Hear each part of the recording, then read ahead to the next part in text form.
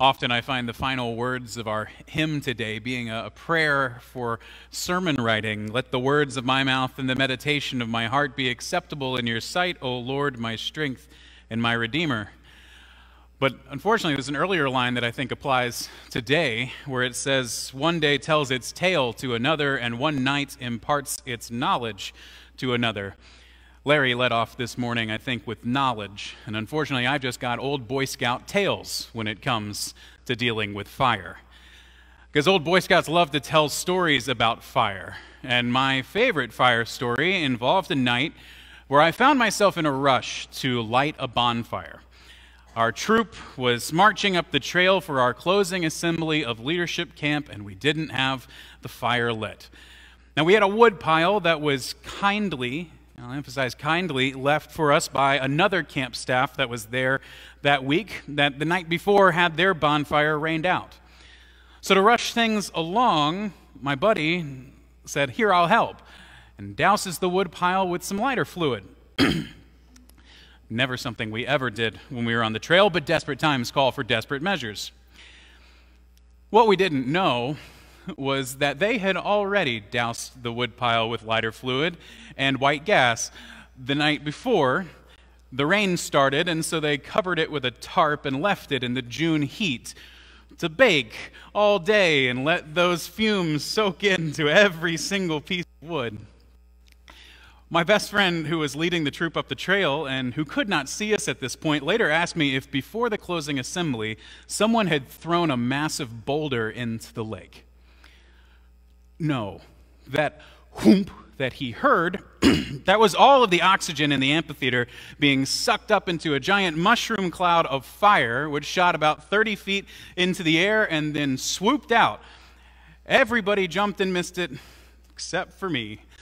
I sat there, little dumbstruck, with only one eyebrow remaining and no hair on this arm.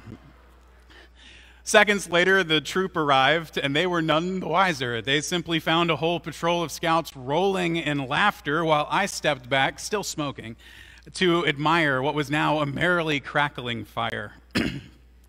I'm sure after his 24 years of work in preventing and intervening in the event of forest fires, these are the kind of stories that give Larry heartburn, and I'm so sorry for that.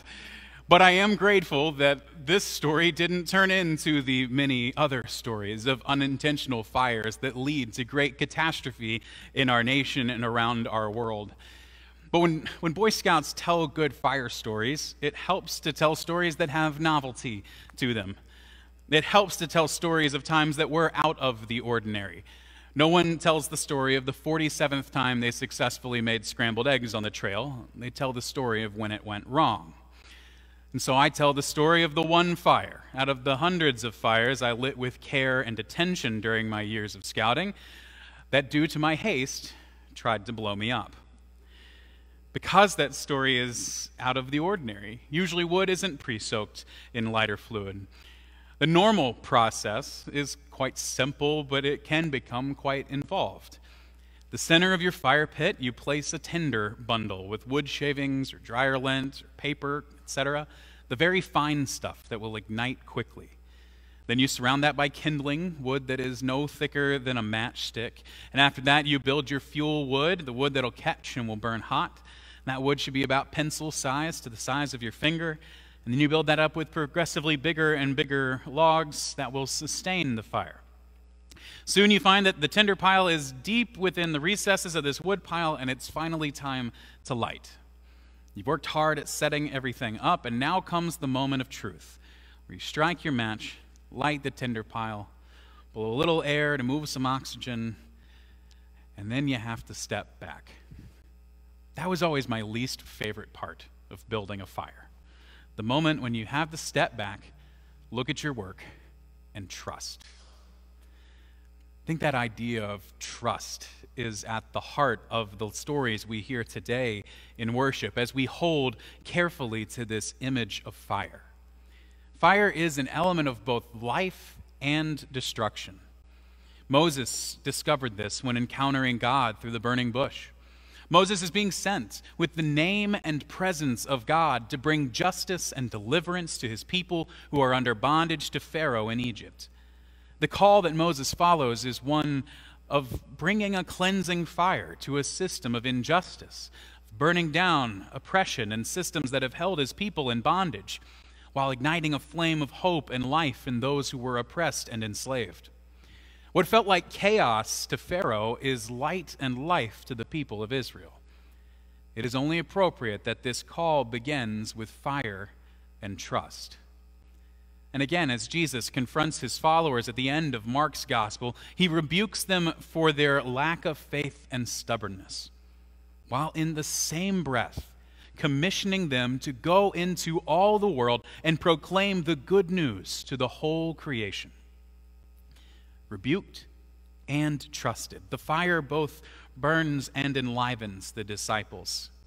And in many ways, Christ is lighting the same fire in each of us. Fire is destructive, and yet, as Larry shared with us today, it also brings life. Fire is a natural part of creation, exceptionally destructive when we create it in unnatural ways with haste and a bottle of lighter fluid, and nourishing to those who have had the patience and trust to wait and witness to the ways that God is bringing resurrection life out of what was only deathly destruction. Fire in nature burns away that which is unhealthy and chokes out life in order that new growth and life may occur.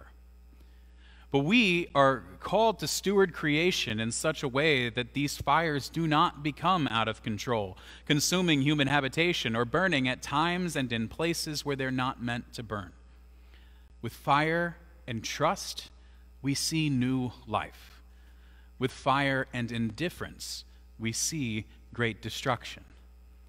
The same can be said for our faith. For Moses, I imagine he would describe the fire that he witnessed there in the burning bush as scary and mesmerizing, just like the fire that Larry experienced in Yellowstone. But at the same time, the fire of the burning bush kindled in Moses a patience and a trust to watch God's way of life unfold and to follow in that light when the time was right. Through signs and plagues, Moses waited until the time was right to walk in the way of deliverance that God had illuminated through the sea. Through fire, we are reminded to listen and follow like Moses, claiming our gifts, seeking the help of the gifted among us, and trusting that God will provide with abundance, even when it seems all is lost. For Jesus, a fire needed to be lit under his followers. His words were both life-giving and challenging. He didn't seek to destroy his disciples or his enemies, but to ensure that nothing stood between them and the grace he had proclaimed. He wanted to burn up any fears or doubts that would stop them from walking in his way of love. Christ's fire is a means of reconciling sinners like us to a God who created and redeemed us. It is a means of humbling our hearts and reconciling us with one another. Like a forest fire that burns away the brush and pours rich carbon back into the soil, from this fire of Christ comes new life. It's important to note that Christ's fire is not about us burning up the whole world for the sake of Jesus, and us bringing fire against our neighbors, but more about allowing Christ's fire into our hearts and our lives, that we may experience this newness of life in ourselves and in our community of faith, when that which distracts us from love and hope burns away. Christ's fire makes a way for us to ignite faith in ourselves, in our family, in our church, and in our community. Christ's fire lets nothing get in the way of living into grace. Our relationship to creation and our call to steward creation are much like this fire. We've been granted tremendous power as God's children who have been called to dominion over creation. Our dominion does not mean that we are to wield power with disregard and indifference.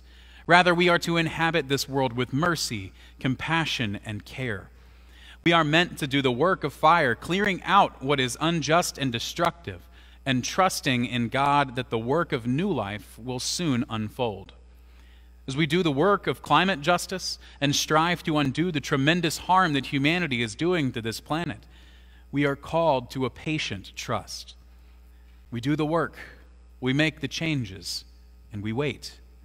The solutions to our climate crisis and depleting share of resources on this earth will not change overnight.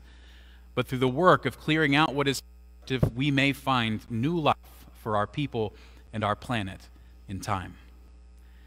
Mindful, trusting compassion for our land and for one another. This is what God calls us to as we live out our call as disciples. Our God is not a reckless Boy Scout with a bottle of lighter fluid. Our God is lighting a fire of hope in each of us with care and patience, that the flame may grow and we may burn with light and life that inspires the faith of others. Our God is a cleansing fire, consuming all things that would stand in our way of knowing grace and life everlasting here and now. So, church, let this fire consume any lie on the forest floor of your life that says you are unworthy or not enough or you somehow need to work to gain God's favor. The fire of Christ is burning that a new way of life might be illuminated. In this way of life, our God is calling us to burn with joy, to wait in trust, and to live in the newness of resurrection life. Amen.